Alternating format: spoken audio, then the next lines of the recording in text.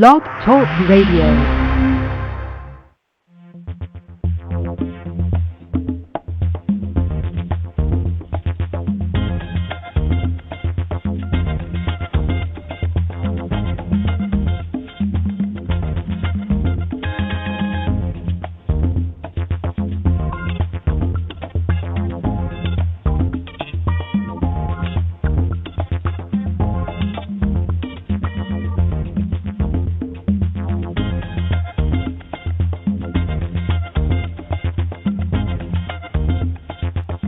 Hello and welcome, everyone. It is the 12th day of November, 2014, 8 a.m. Eastern here on Blog Talk Radio, and you are tuned into Attitude of Gratitude. You're also enjoying the wonderful music of award-winning artist David Martinka. Find his music at redbellymusic.com and sunshadows.net. We thank him so much for his kind and generous contribution to the show each and every week. My name is Annette Rochelle Aben, and I'll tell you what, when you are stressed out, when you're in a panic, when you're just looking for some sort of relief, I've got one word for you. No, it's not breathe. Everybody thinks it's breathe, right? But I figured it out a long time ago that breathing is a good thing, but we kind of do that automatically. The word is exhale. Exhale. Let it out. Free it up. Get rid of it. Because 9 times out of 10, when you're holding on to something, you're so stressed and tension-filled, it's really hard to find an attitude of gratitude. It's hard to be grateful for something when you're hanging on to all that energy that you're not grateful for. Okay, end of program. Everybody go back to your coffee. No, just teasing. Seriously, it sounds a lot easier than it is for some people, and my hand is raised because there are times that I'm right in the middle of something that I'm thinking, what the what? What the what? What's going on? What's going on? And yet, when I just exhale, my shoulders drop. There's a feeling of, okay, I'm good, because I'm releasing something that is not productive. Now think about it. When we exhale, we send out carbon dioxide. We don't need carbon dioxide. We need oxygen.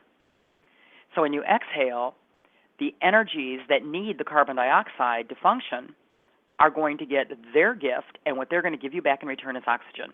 Isn't that amazing how that works? Science 101. But truly, we are scientific beings. I mean, come on. We have a physiology and a psychology and a biology in us.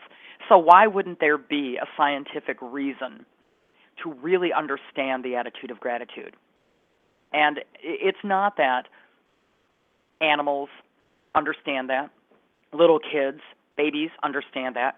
They're grateful for things that they get just because they're getting something that they need. They don't understand necessarily all of these ologies and things that I'm referring to this morning, but what they do get is they get that sensation of when they need something, it comes to them. So it's not only when you're in the middle of a tense situation. I had a friend that had a car accident the other day, totally tensed up, did not help the situation her body was physically in, which she's got some damage to a part of her body, and tensing up in that situation didn't help her. However, that was the situation. It's what she did, and it's how she managed to eke herself through it. And I say eke herself through it because it was a long, slow, painful, situation for her.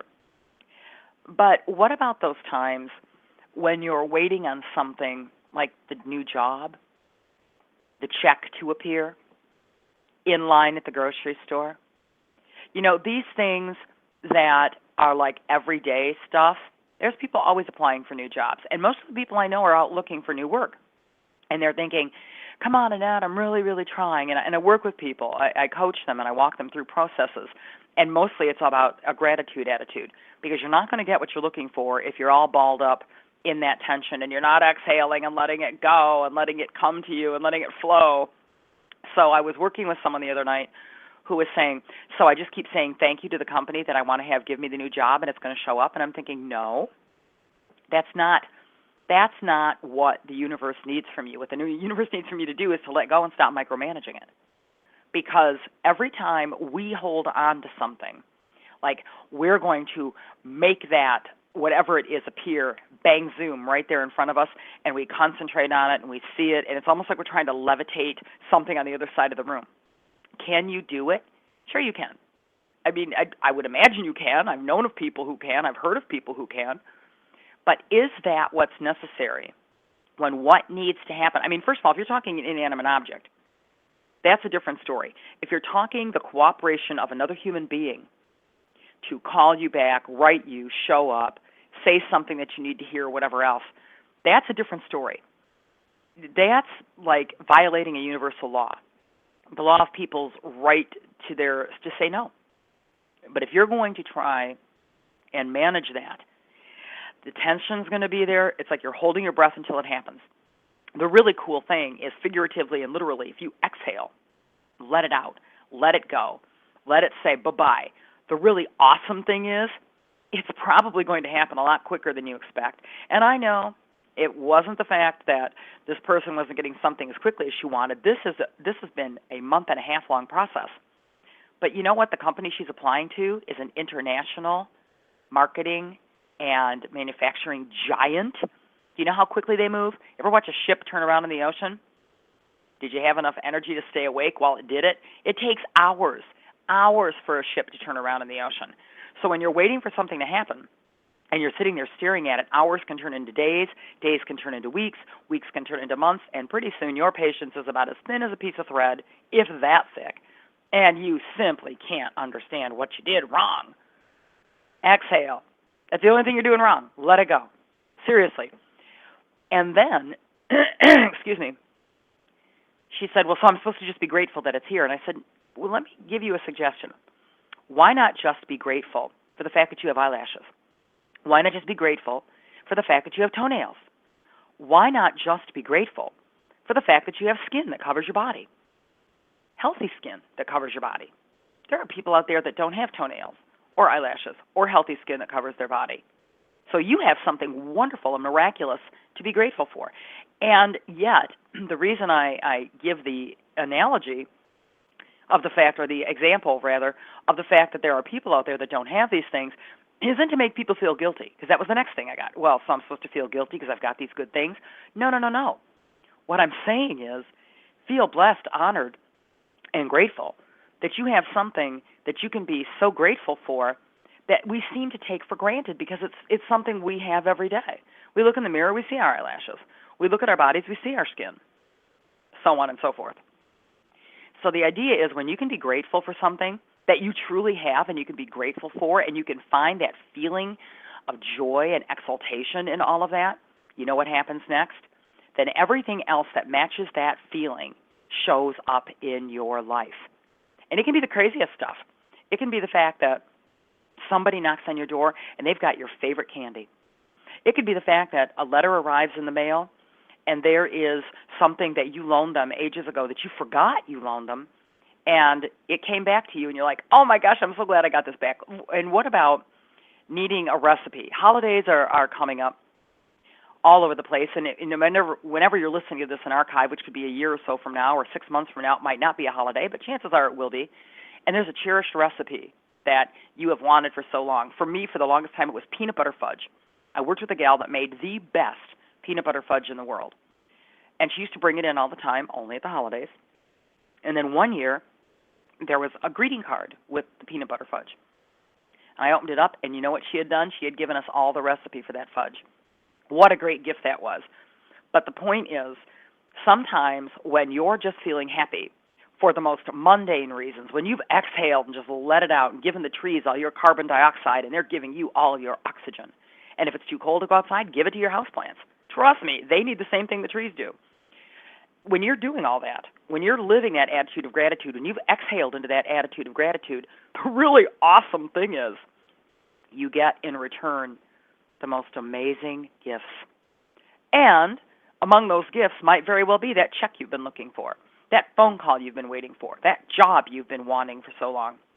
Because you let go, you exhaled the stress, you relieved yourself of the need to micromanage or own or control the situation, and the situation manifests much quicker. And here's the other thing. If you're all tense and stressed out, and you're holding your breath and holding your breath, nothing else can come into you. Think about it. When you're holding your breath, are you inhaling? Are you drawing it to you? Are you magnetizing that energy that you need in your life? And I know I sound kind of silly when I say this. I don't ask a question if I don't have the answer to it, right? Of you at this point. The answer is no. So if you're wanting to draw things to you and you're holding your breath so you can't take anything else in, hello, radio. Guess what's not happening for you? And this is for all of us. I'm not picking on you. Trust me. I walk the same walk you walk. I walk the same talk I got to walk. Because if I hadn't experienced all this, I wouldn't have the knowledge, the passion, and the certainty to share this with you. I could not be as certain of all of this if I was not doing this myself, if I was not having to live this myself. Yeah, amazing, huh? Now, a lot of people look at the month of November, which this live program is November 12th of 2014. They look at it as 30 days of gratitude. And I applaud that because, hey, anytime I can connect with people who are rocking and rolling the gratitude bus, I'm all about that. I really, really am. So if this is something that you're doing, you're on day 12 right now of your gratitude, be grateful that you can exhale. And I don't mean just literally. Be grateful that you can exhale figuratively. Be grateful that you can just release it, and you can open yourself up for the next breath when you're pulling in that miracle, when you're pulling in that opportunity, when you're pulling in that option that brings you the physical thing or the peace or whatever it is you are looking for. Be grateful that you can exhale. That's one thing for you to be grateful for right now, right here in this time frame of November of 2014, when almost everybody that I see on social media anyway, or I talk to, my friends, are practicing the 30-day of gratitude opportunity. And I have to tell you, I'm grateful for you. I'm grateful that you're exhaling with me. I'm grateful that you are releasing the carbon dioxide that the trees and the vegetation out in the exterior of the world need, as well as maybe within your own home. I am so grateful for you because knowing that I had to do this program, I found myself exhaling a lot over the last few days because it was like, wow, this is an amazing experience, and I'm really, really honored that I had the opportunity to share it with you. So part of my 30 Days of Gratitude here in November of 2014 is I'm grateful for you, and I'm grateful that you follow the program at blogtalkradio.com, put a little slash mark there, and then type in the words perspective power, make it all one word, and then follow this. You'll be able to schedule updates to let you know when the shows are, because this is not the only show I do on the network. I also train people to host their own radio shows, and I'd be honored to train you. It's fast, it's fun, you're on the air before you know it, and the beautiful thing is there are a variety of options. Get in touch with me on Facebook. Annette Rochelle Aben Communicates. That's the page. You get in touch with me, leave me a message, and tell me how I can help you, because I think this is going to be a lot of fun. I also direct you to my website, which is AnnetteRochelleAben.wordpress.com, and my Amazon site, which is Amazon.com/author/Annette Rochelle Aben. So you're kind of getting the fact that my name is all over the place. Why? Because that's who I am. And you can also find me on other social media, Twitter, LinkedIn, Google+. And if I didn't say YouTube, I meant to say YouTube. So if I didn't, YouTube, as well as Facebook. So again, thank you, thank you, thank you. Thank you for giving your love and your care and your time to the Attitude of Gratitude show, which also has its own Facebook page. It's Perspective Power. So we appreciate that. And for giving your time, effort, and energy to the award-winning artist David Martinka. His music is found at redbellymusic.com, as well as sunshadows.net. He is him immensely for his contribution to this show, because without him, it just wouldn't be the Attitude of Gratitude.